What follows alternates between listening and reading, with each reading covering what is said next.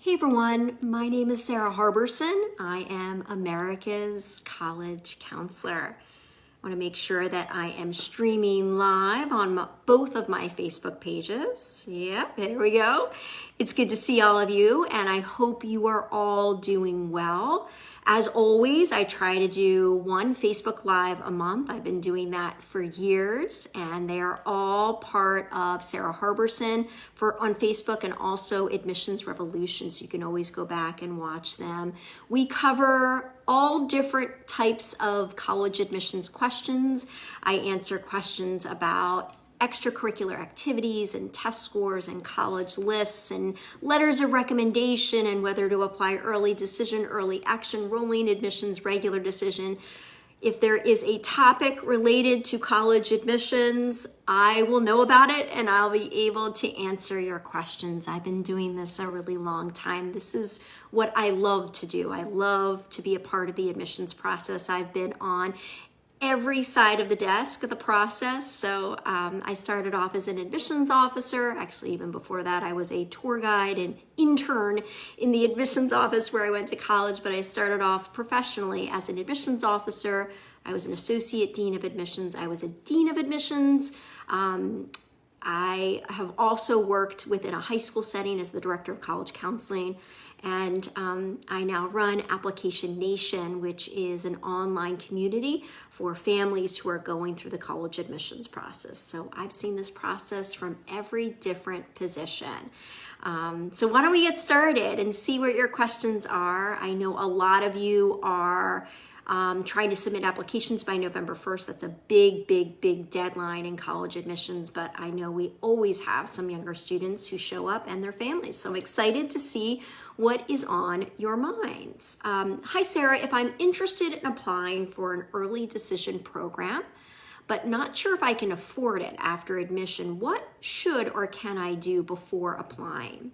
This is a really important question because if you apply early decision, it is a binding program. If the college admits you under that early decision plan, you are expected to enroll.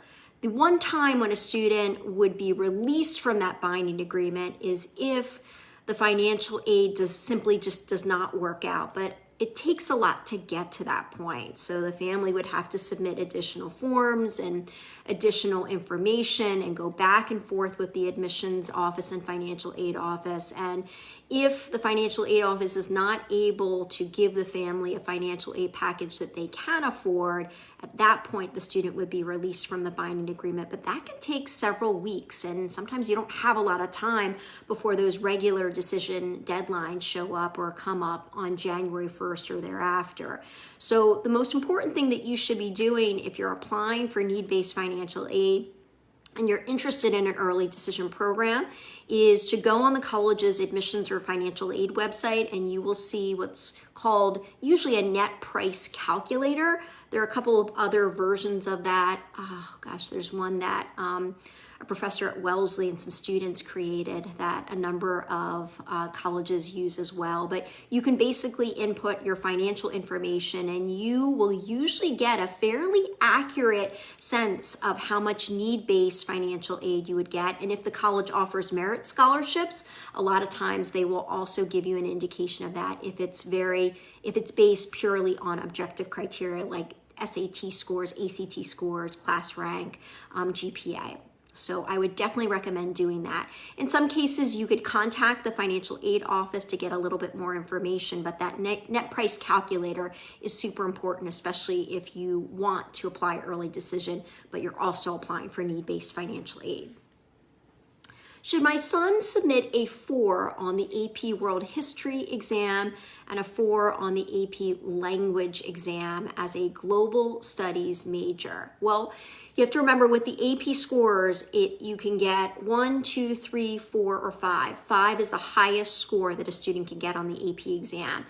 My answer is going to depend really on the types of colleges that are on your list. So if you are applying to highly selective colleges, you have to be a little bit more cautious when reporting AP scores. I used to work at a highly selective university, and when a student got a 4 on an AP exam, even though that's an incredible score, sometimes that was enough of a reason for the student not to be admitted, especially if those 4s were in subject matters that matched up directly with what the student wants to major in. So I'd be a little bit nervous with those 4s if the student is applying to highly selected colleges, and those I define as colleges that have overall acceptance rates of 25% or less. But for colleges that have higher acceptance rates, those 4s could be okay in the admissions process. Hi, Sarah. Since the summer, she was a rising freshman. My daughter has taken more than 220 hours of classes on outschool.com out of her own drive and interest, including 80 hours of STEM bio classes related to her majors of interest, marine biology or wildlife biology. Where on Common App would we list her OutSchool classes? Yeah, I've heard of OutSchool. I don't see it that often. I would say that if the OutSchool classes are traditional high school, I know they're not college classes, but if they're traditional high school classes where the student gets high school credit and an actual grade, then that could be considered, could be simply an online school. I'd have to check it out just to make sure. If these are abbreviated classes and they don't match up to a traditional full year class, or if your school is on a block scheduling, a full semester class, you have to be careful because they're more kind of supplemental to anything else in your application. And so sometimes if it's not a full-fledged high school class for credit and a grade, sometimes students will list that on their application, sometimes as an activity towards the bottom of the list to say, I've taken classes in, marine biology or oceanography through, a certificate program or various online programs. But I don't see it as being equivalent to an AP class that a student would take at their high school or an online equivalent class or even a college class. Another place that you could list it would be in the additional information section. Most applications will have that, but I'm usually very hesitant to list anything in the additional information section because oftentimes admissions officers see that as almost overdoing things. So you want to be careful with that. Remember that your core academic classes that you take at your high school or through an online high school, those classes are always going to matter the most in the admissions process. I'm a student and I'm struggling to quantify my hourly and weekly involvement in the activities section. If an activity is done all year, do I also select during school year and during school break? Do you have any tips or tricks for approaching this, as some of my activities are very broken up across the year? Okay, this is a great question. I do an entire Zoom call on just the activities section when I'm working with my Application Nation students because there are so many pieces to this section. So what Ben is referring to is for every activity that you list, you have to indicate if you do it during the school year, during school breaks, or all year long. My advice to my Application Nation students is if you're only doing the activity during the school year, just select school year. If you're only doing the activity or experience that you're listing in the summer, on spring break, on winter breaks, only list over school breaks. If you are doing the activity and some of it is during the school year and some of it is on breaks, but it doesn't total 50, 51, 52 weeks out of the year because that's a full year, I tend to recommend that my students select during the school year and during school breaks. But if it's an activity that a student does every single week of the year, I was just working with one of our Application Nation class of 2023 students last night, I believe, or two nights ago on their activities list. And it was a student that had major family responsibilities. And I said to the student, do you ever take a week off? Do you ever go on vacation and you don't have to do this? And the student said, no, I have to do it no matter what. So for that student, he selected all year for that family responsibility. But Ben also brought up a good point. Let's say, I've seen this a lot this year. Let's say a student has a research opportunity during the summer, right before senior year. But the student impressed the professor so much that the professor said, hey, would you like to continue to do this research project throughout the school year? And the student feels flattered and honored. The only thing you have to keep in mind is almost always, if it was more of a full-time commitment in the summer, almost always it's going to be reduced to a part-time commitment during the school year. And you have to average the hours that you are going to be doing that activity during the full year if you're going to be listing it beyond just a summer experience. So let's say the student did research with a professor for 20 hours a week during the summer, but for the school year, they're only going to be able to work, let's say 10 hours a week. You've got to average that down to about 15 hours a week. So you can see how you have to reduce the hours if the number of hours is not at the height that it was at a different part of the school year. Okay, next question. Does being a part of an honor society help with admissions? My daughter was one of a few who got into several honor societies at a large public high school, and I was wondering if it goes in the honor section of the Common App. So a lot of the public high schools across the country, not all, but most of them will have a number of different honor societies. The big one would be National Honor Society, but I've seen high schools that have English honor societies, science honor societies for all the different foreign languages that are offered. And the different honor societies in different high schools will have different requirements to get inducted into them and to be able to fulfill the requirements. So honor societies are a nice thing for students to add to their application. My advice usually is to put them in the honors section, because a lot of times there isn't a huge time commitment, but it's truly an academic honor. And there are going to be a lot of students that don't have any honors to list, or maybe only have one or two, and there's room for 5 honors, at least if you're using the common application. So I usually encourage students to list them in the honors section. However, if it's a student who, let's say, is going to be president of National Honor Society for senior year, that's probably a pretty big time commitment. So in that case, I would encourage the student to list it as an activity, because you have more room to explain what you do as president, and you have a chance to actually list how many hours a week and how many weeks per year you're doing that. Do admissions officers look at what percentile your SAT score is, or just the score itself? In other words, do they care about the difficulty of that particular SAT? I had this discussion with our oldest daughter when she got back her PSATs. So she took the PSATs as a 10th grader, and then I think it was this last week, the week before, she took the PSAT as a junior. But last year, for the first time when she took the PSATs, it doesn't count, by the way, the PSATs, but she was very focused on her percentile score in the evidence-based reading and writing score. And I said to her, I know you're focused on the percentile, but admissions officers really are just looking at the score. So keep that in mind. Next question.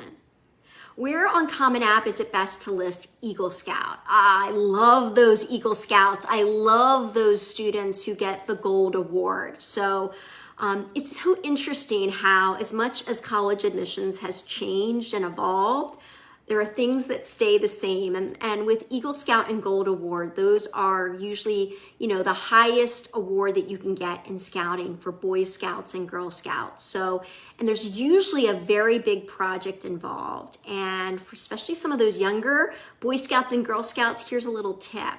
If you haven't picked your Eagle Scout project or your Gold Award project, think about doing a project that relates to your academic interests, because that can provide evidence to back up your major choice. So I like the student to list the Eagle Scout project and the Gold Award project as its own activity listing, separate from Boy Scouts and Girl Scouts, because that project can stand on its own, and again, a lot of times can provide evidence to back up a student's major choice, because a lot of times the student ends up doing a project just subconsciously or unconsciously, doing a project on a subject matter that lines up really well with what they want to major in. So definitely put it in the activities list, because you're going to have a lot more room to explain that project and show off all all the hours and weeks that you devoted to it. Some applications allow you to include an optional resume. If the resume is similar to the activities list, should you bother? No, you really shouldn't bother unless you hear from me that a specific college really does want to see a resume. And there are a handful of colleges like that. They tend to be very large public universities. So we know from pretty good intel that UT Austin really does like to see that expanded resume. We also know that Florida State likes to see a resume. There are a couple of other big public universities as well. And we have pretty much a list of everything when it comes down to what colleges do. So our members in Application Nation, if they have a quick question, they just ask it on the discussion board or ask it in a Zoom call like I just got done. So, but for all the other families, call the admissions office and find out. And don't just settle on one answer. So if you're curious, like sometimes how I find out information about a college, if it's not listed on their admissions website, I call a couple different times and I speak to different people. And even though I was once a student worker in the admissions office where I went to college, in the end, I prefer to talk to an admissions officer on duty because you're definitely going to get more accurate answers to your questions. Any advice on short answer questions? I'm applying to the University of Maryland and UNC Chapel Hill, and they provide so little room for responses. Yes, you're right. So just to give you an example, I think for University of Maryland, their supplemental, on their supplement, you have to finish a sentence and you only have, I don't know how many characters it is. So you don't have to do a complete sentence. You don't even have to start your response with a capital letter. You are really just finishing the sentence. For those shorter essays or shorter responses, you've got to make sure that you are super clever, super creative, super distinctive. And if you have a soundbite, and if you're a member of Application Nation, you do have a soundbite and you know how important it is, your soundbite really will come in handy, especially for those shorter responses and shorter essays. So I would keep it punchy, powerful, creative, distinctive, unique, things and responses and words that only you could use to describe yourself. Obviously, you want to make sure that you're always being accurate and genuine to who you are. You never want to lie. You never want to be disingenuous, but think outside the box with those short answer questions. I should mention I've been talking a little bit about Application Nation. That is my private Facebook group, and we have Application Nation Class of 2023. In a few months, we will have a brand new group, Application Nation Class of 2024, and we also have a younger group, Application Nation. And for right now, that covers the class of 2024, 2025, and 2026. And a few times a year, I offer private sessions, and I just want to mention that right now there is a private session offer for all of those Application Nation members. So if you want a one-on-one session with me where we're going over everything from what classes you should be taking next year, to the colleges on your list, to getting started with your soundbite, or which teachers to ask for letters of recommendation, or what activities you should be doing, or what you should be doing this summer, all those things and much more, consider joining Application Nation. And again, I always offer some private sessions a few times a year. Hi, Mimi. Hi, Sarah. If a student applies restrictive early action, should they hold submitting their applications to other privates until after 12/15 and keep applying for publics? Okay. So restrictive early action and single choice early action, there aren't many of those colleges in the country. Yale, Harvard, Princeton, Stanford, Georgetown, Notre Dame, Caltech, there aren't many of them. A student, if they apply restrictive early action, they are permitted to apply to early action to public universities. They are permitted to apply to rolling admissions programs. They are permitted to submit their applications for regular decision programs, but they're not supposed to and they're not able to submit early action applications to private colleges and universities. So just read the fine print on the college admissions website. You can definitely send in those regular decision applications. You're just not permitted to apply early decision somewhere or early action to a private college or university. Okay, next question. My son is applying, and that's just a quick little follow-up. You always, and we just talked about this in our Zoom call with the AN 2023 group, just because you submit a bunch of applications on November 1st, doesn't mean you just stop working on applications. And I know it's really hard because a lot of you have some challenging classes senior year. Try to keep it up. Try to make sure that you're able to write some essays, fill out some applications. You don't want to leave it all until the end of December. If you get deferred or you don't get into your early choice and you're applying regular decision, you want to have a real winter break. But if you don't do any of those applications or essays, you're going to be spending most of your winter break doing that. So just keep that in mind. All right, next question. My son is applying early decision for November 1st, deadline, almost done with the Common App essay. Essay still feels a bit bumpy. Question is, for subsequent applications for regular decision and later early action deadlines, can he tweak his Common App essay, or is it locked in stone once he sends it off to the early decision school? This is a great question. Once he sends off that common application and the supplement for that early decision school, that's the application, supplement, essays that early decision school will get. But if he wants to make changes to his main Common App essay, make changes to his activities list, maybe add test scores because he took a late SAT or ACT, he can do that. It wouldn't change what that early decision school gets because they already got your application before those changes were made and they processed the application at that time. But it would obviously change for all those colleges that you submit after that, after you make those changes. So you can absolutely make tweaks. Just be careful. When students start to tweak their applications, their essays, their activities list, it can increase the chance of a mistake or a typo. So always use the preview button on Common App. Create PDFs, look at a hard copy as well, review every single application and every single supplement carefully. Because once you submit your Common App and supplement, that's it. You can't make changes to it for that particular college. You could always contact the college if there was a mistake on your application, but you want to avoid that completely. Next question, how much does applying early action by November 1st help with chance of getting into colleges? So it depends to some extent on the college or university, but generally speaking, you don't get a huge advantage in the admissions process when you apply early action to a school, at least based on acceptance rates. I would say generally speaking, the acceptance rate in early action is usually a little bit higher than it is in regular decision. So yes, it'll give you a little bit of an advantage, but not a huge, substantial advantage. But what you'll get in return is, one application submitted early. In some cases, that college could notify the students by mid-December, and you could always make adjustments in regular decision if, let's say, you get deferred or denied.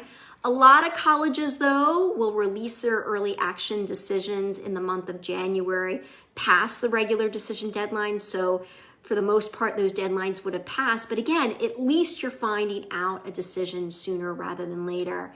I don't know if anybody saw, but there is a TikTok video going around by a former Stanford admissions officer who basically is denouncing why a student should never apply, restrictive early action to Stanford. Watch it. Tell me what you think. Everybody's got their take on things, but I would say, keep in mind, especially for the highly, highly, highly selective schools that have early action or restrictive early action, the acceptance rate is going to be low, whether it's restrictive early action or regular decision. And there are going to be, a lot of recruited athletes and legacy applicants that are going to be applying in that early round. But the truth is, it's probably going to be a little bit of a higher acceptance rate, even for a place like Stanford compared to regular decision. So keep that in mind. But as I told our AN 2023 students tonight, there are always going to be surprises in regular decision as long as you have a balanced college list and you have followed my advice all along, you're going to get some great acceptances. And even though regular decision seems daunting and there are a lot of students in all these regular decision applicant pools, we always hear some wonderful surprises, some wonderful acceptances in regular decision as well. Do colleges see how many times one takes the SAT or ACT? Does it matter if you take the test multiple times? So nowadays, because most colleges, I would say the majority of colleges allow students to self-report their test scores right on their application, they would never know how many times you took the SAT or ACT. Obviously, if you've taken the ACT 4 times and your 4 highest scores come from 4 different tests, they would see that you've taken it 4 times, and that's still pretty unusual. I would say most students are reporting scores from the ACT 2 or 3 times, but even 4 times is okay. You just want to be aware that there are going to be some colleges that want to see all of your scores. Georgetown University is one of them. You also want to be aware that there are going to be some colleges that require an official score report from the College Board and the ACT. And I know, at least for the ACT score report, if you're trying to show highest scores from multiple test dates, and you request a super scored report to be sent to a college, they will see your super score, but they will also see all the tests, the full tests and all of the scores that compile that super score. So just be aware of that. Okay. Should my son submit test scores, the SAT, when not required by a school, if he is above the college's average for safe school, but not submit scores if below? Okay, so if a college has a test optional policy and your scores are generally within that middle 50% range of scores from admitted students or above that, yes, report them. They can always strengthen an application. But if they are below that middle 50% range, you want to be careful, especially if you're coming from a majority background or an overrepresented state or applying to a super competitive program. So that being said, I'm seeing that, a lot of these colleges have test optional policies, not all, but a lot of them do. But when you don't submit test scores, you want to make sure that you are super, super, super competitive for that college for all the rest of the pieces of your application to have the best shot of admission. Is there an advantage of applying from a state like Hawaii for highly selective schools? You betcha. That's the thing. We talk so much about the students' classes, how rigorous is their curriculum, their grades, their class rank, their test scores, letters of recommendation, activities lists, the main essay, supplemental essays. What a lot of people don't realize is that there are other factors that a college uses in the admissions process. They're looking at gender. They're looking at race. They're looking almost always at race. They're looking at what state you're coming from. They're looking at the major choice that you've listed. They're looking at all of that. So if you're coming from what I consider, most colleges consider, an underrepresented state, for that particular college, yes, it can definitely give you a boost in the admissions process. So I'll give you an example. When I worked at the University of Pennsylvania, when we saw an application from Hawaii, yeah, we got all excited. It was probably a state in our applicant pool that provided one of the least amount of applications. I would say Hawaii, Alaska, even West Virginia, Alabama, Mississippi, some of those states in, like Montana, North and South Dakota, Idaho, Utah. We didn't see the same, crazy number of applications from those states. So yes, the state you come from can absolutely factor into the admissions process. Do most schools super score the ACT? I would say, Cheryl, the majority do at this point, but not most. You will find that there are going to be more colleges that will super score the SAT than super score the ACT. And you just have to go on their website and try to look around and see what they say. And frankly, not all of them are that clear. So oftentimes I will call the admissions office and ask if it's not stated on their admissions website. Hey, Barbara. What is your best advice for a transfer applicant, especially with a school that previously admitted the student? Do colleges reject an applicant if it's the second time around? Should a transfer student apply early?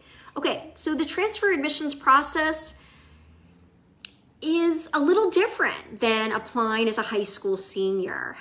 If you apply to that same college as a high school senior, they will pull your old application file and review that, and also review your brand new transfer application as well. So you never want to provide the same letters of recommendation or the same essays. You want it to be a fresh perspective on what you've been up to since you were a high school senior. If the college admitted the student as a high school senior and that student did well according to that college in their freshman year, let's say, of college, then, I think their chances of admission will be higher than, let's say, if that student applied as a high school senior and didn't get admitted. That being said, I'm seeing that the transfer process and the transfer admissions landscape is getting just as competitive as the freshman admissions process. It's very, very, very difficult to get admitted as a transfer student to some of those highly selective colleges, or apply as a transfer student to some of those highly competitive programs like business, computer science, and nursing and engineering. So you just want to keep that in mind. The most important piece of a transfer student's application will be their record in college. So getting really strong grades in freshman year, if you're applying to transfer as a sophomore, is really important. You also want to get involved in your college community, even if you're not feeling 100% sure it's the right fit for you. And you want to get to know probably at least two professors. I'd say two professors to be safe, one or two,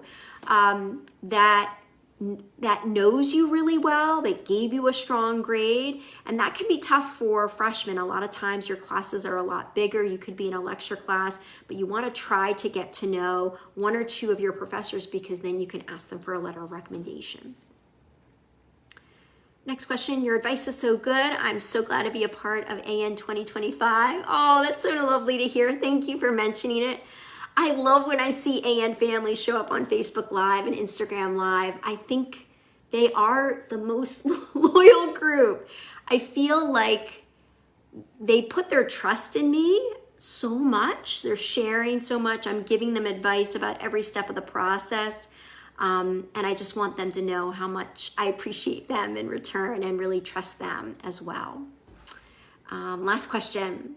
Should you choose a major even if you don't know exactly what you want to do? Does it hurt to go in undeclared or undecided? I think if you're applying to a college with a fairly generous acceptance rate, if you go in undecided for a liberal arts program, it probably is not going to make a big difference. But if you are looking at the more selective colleges, I do encourage students to at least pick one major if possible, and then pick the major that they have the most evidence for.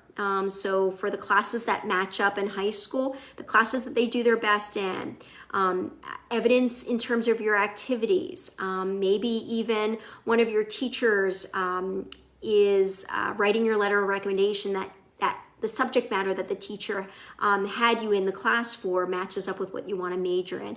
All those things can really strengthen an application. And frankly, most of the selected colleges with supplemental essays are going to ask about the student's academic interest. If they say that they're undecided or undeclared, or they're mentioning this academic area and this major and this minor, it can make that essay and the whole application feel a little bit all over the place. So just because you list a major on your application doesn't mean you are committed to that major for all 4 years. A lot of times students aren't declaring their major until second semester of sophomore year. So I would just be aware of the undergraduate school you're applying to, especially if it's a big university, because let's say you apply to the liberal arts program, the arts and sciences program of a bigger university. That's usually going to give you the most variety. There's oftentimes 50, 60, 90, 100 different majors to choose from. So there's a lot of flexibility to declare a major within that school. It's going to be a lot harder if you figure out later on, oh, I want to be in the engineering school, or I want to be in the nursing school or the business school. That's a lot harder. But if you're undecided and you're applying in the liberal arts, a lot of times there's a lot of time to explore other areas once you get to that college. Okay, on that note, I think we've got to wrap up, but I just want to remind you all, we are still accepting members to Application Nation, the younger group.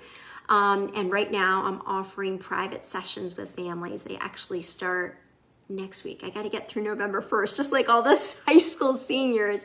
And then I'll start meeting with our younger families in Application Nation, and it can really give them that jump start that they need in the admissions process. If you are a member of Application Nation, you know more about the admissions process than anyone else around you. So I hope you'll join. If not, I always have a weekly blog. I always have these Facebook Lives and Instagram Lives where I'm able to connect with all of you and answer your most pressing admissions questions. So thank you all for joining me tonight. Have a great night. Bye.